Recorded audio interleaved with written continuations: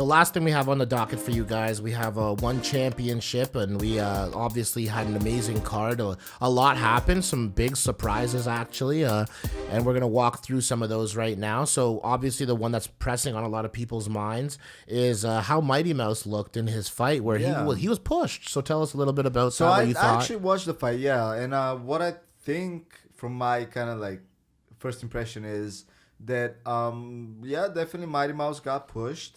He got kind of rocked a couple of times, and I think that this goes to show you that just the level of the UFC is not necessarily the best. Surprise, surprise, There's some question marks being posited, that's for sure. Just because we don't have access to this like Asian market and everything they're creating, or we don't see that as That's North such Americans. a problem with the sports here in North America too. It's like because you live in such a bubble. Exactly. And you're just sitting there, you're like, okay, well, what we know must be the best. It's like not necessarily. Yeah. Come on. Look out, like where look it began, where it began, where martial arts began. It's actually Asia. Come on. What are we talking about here? Come on. Brazilian Jiu-Jitsu was brought there by somebody. You know where that guy was from? Japan. Exactly. So something to think about when you just blanket statement say UFC is the best. It's the most heavily promoted in North America. Mm-hmm. Like, I mean, that's one thing, but come on. But it's at the same time, those Asian promotions get just the same or even like larger market, man. Numbers, man. Larger market, man. I mean, it is what it is. And I mean, Eddie Alvarez went over there and got knocked out. Case in point. From someone that was actually ranked 10th or something like that. Comes to show you the one depth of the top talent. Wasn't their champion, and Eddie Alvarez was the UFC's champion just like a couple years ago. So, I mean, that's a huge case for the Asian organizations for one championship in this case, and I think that should open up a lot of our North American eyes to this market. Sage Northcutt going over there. You got Alvarez. You got Mighty Mouse. I want to see that because when you don't have the monopoly, it forces every party involved to put on their best product at all times. Exactly. You cannot allow the UFC to be the one and only venue for martial arts. That's going to limit the sport. That's going to limit the development. I'm not hating on the UFC. Obviously, I'm a huge fan. I love what they're doing. But you want to see people push them. But you have to have competition.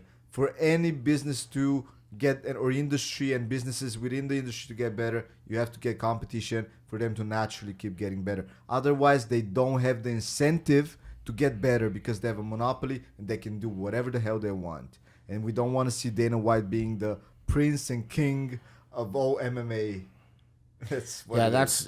You need the diversity, not just in like a demographic of people that participate, but you need diversity and options to watch as a viewer. You want to have different outlets to watch. The same way WWE is not the only wrestling promotion. The same way that you have multiple boxing promotions. The same way you have multiple outlets for different sports in different places. Soccer being one of them. So, I mean, it is what it is. I'm glad that the UFC has some healthy competition, that they're not the only big boy on the block. And we're seeing Bellator try to push. We're seeing like other promotions that are a little bit like they're like sister competitors in a way, like because bare knuckle is going to be different, and we see different things bringing up a different aspect of what fighting is altogether.